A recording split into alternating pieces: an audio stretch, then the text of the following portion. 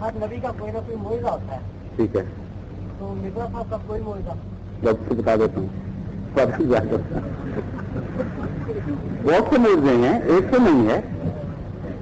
एक मुआवजा तो ऐसा है जो अभी रशिया में जमात अहमदिया के मुतालिक एक रशियन स्कॉलर ने मजमून लिखा है, और बावजूद इसके कि उधर यह है रिव्यू निगार, लेकिन बाद मुआवजे वो भी तस्लीम करता है और मजबूर हो गया तस्लीम करने पर। उनमें से एक मुआवजा वो ये बयान करता है, कहता जिसके नतीजे में लोगों ने कबूल किया, नबी से कुछ मुआवजे होने चाहिए। तो मिर्जा साहब से भी कुछ ऐसी बातें जरूर जाहिर हुई हैं जिसके नतीजे में लोग मजबूर हो गए थे। वो जो एक मिसाल देता है वो इतना हैरत अंगेज मुद्दा है कि जिसको कोई दुनिया की ताकत मसनूई तौर पर बना ही नहीं सकती। वो मुद्दा ये है कि हजरत मिर्जा साहब ने जब दावा किया तो आपका सारा खानदान आपको छोड़ बैठा, इल्ला माशाअल्लाह एक दो सिर्फ हैं जो बाद में आप पर ईमान लाए, वरना सारे खानदान ने कता ताल्लुक कर लिया, जिसका रसूल सल्लल्लाहु अलैहि वसल्लम के जमाने में वाक़या हुआ। उस वक्त अल्लाह ताला ने आपको इल्हामन फरमाया और उसी वक्त आपने ये इल्हाम शाया किया कि सयनक़तिउ मिन आबाइका व युबदअ मिनका,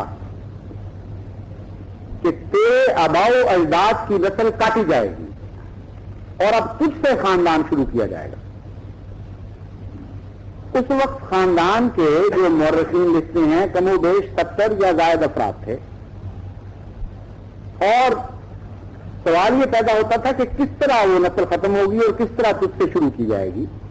हजरत मसीह मौऊद अलैहिस्सलाम इसकी रोशनी में फरमाते हैं कि अल्लाह ताला ने मुझे खबर दी है कि इस खानदान में से अब जो तुझ पर ईमान नहीं लाएगा उसकी नस्ल उठा दूंगा मैं दुनिया से, और जो तुझ पर ईमान लाएगा सिर्फ उसकी नस्ल अब जारी रहेगी। अगर तो अक्सरियत ईमान ले आती तो दुनिया कह सकती थी कि इत्तेफाकी हादसा हो गया, खानदान था अक्सर शामिल हो गए तो इसलिए उनकी नस्ल जारी हो गई। सारे खानदान में सिर्फ 2 इस्तिस्ना हैं कि जो ईमान लाए और सिर्फ उनकी नस्ल जारी है, बाकी सबकी नस्ल मिट चुकी है। एक भी कादियान के खानदान की तरफ मंसूब होने वाला आज दुनिया में मौजूद नहीं है, जबकि मिर्जा साहब एक थे और वो कसरत के साथ थे। क्या आज भी कोई इंसान 30-40 खानदान का भी ये दावा कर सकता है कि मुझ पर अगर तुम लोग ईमान नहीं लाओगे तो तुम्हारी नस्लें खत्म हो जाएंगी? नस्लों पर किसको अख्तियार है, और मेरी जारी रहेंगी, और फिर मेरी नस्ल वो जो बन जाएगा रूहानी तौर पर उसकी भी जारी हो जाएगी। क्योंकि इस वक्त हजरत मसीह मौऊद अलैहिस्सलाम का अपना सुलभी खानदान सैकड़ों तक पहुंच चुका है, और एक स्टेप रह गया जो हजारों तक में दाखिल होने वाला है। यानी अगली नस्ल के बच्चे जब शादियां करेंगे इस नस्ल में जो पैदा हो चुकी है तो हजारों में दाखिल हो जाएंगे, और वो लोग गायब ही हो गए, निशान ही मिट गया।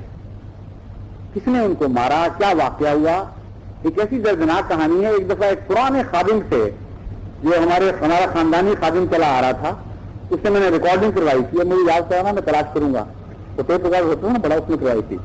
बाबा संधी उसका नाम था।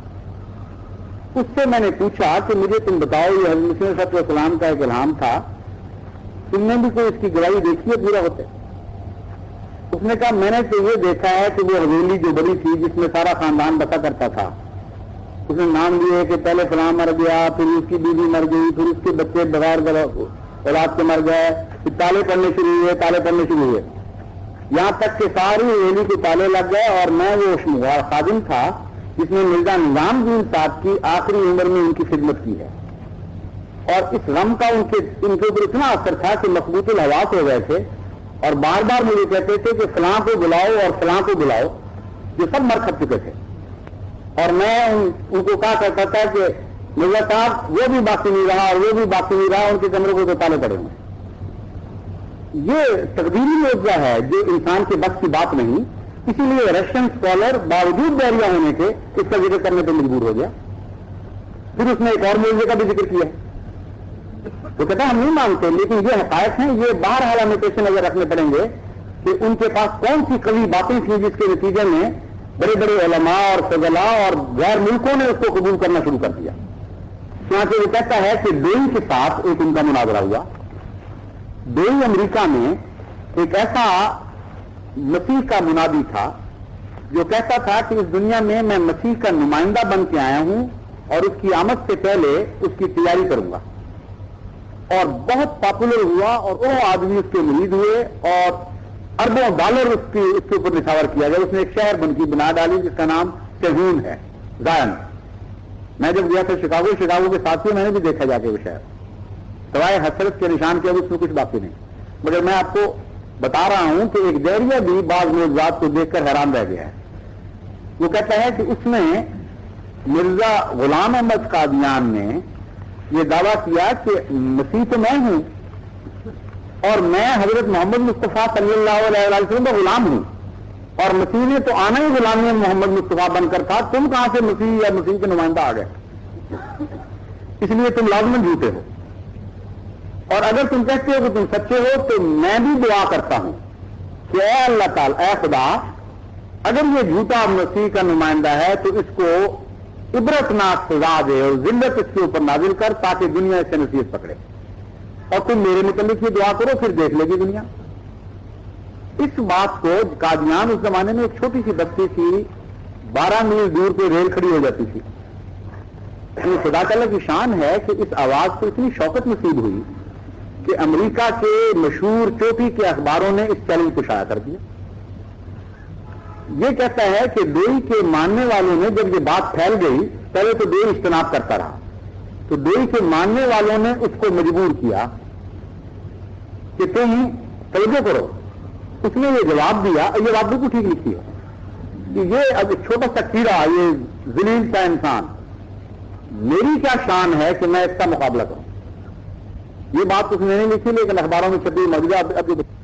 وجود مرزا صاحب نے کہا بہت اچھا، اگر تم تیار نہیں ہوتے تو میں دعا کرتا ہوں اور تم پر یہ اعلان کرتا ہوں کہ خدا تم پر بہت جلد نہایت ذلت کی موت لانے والا ہے.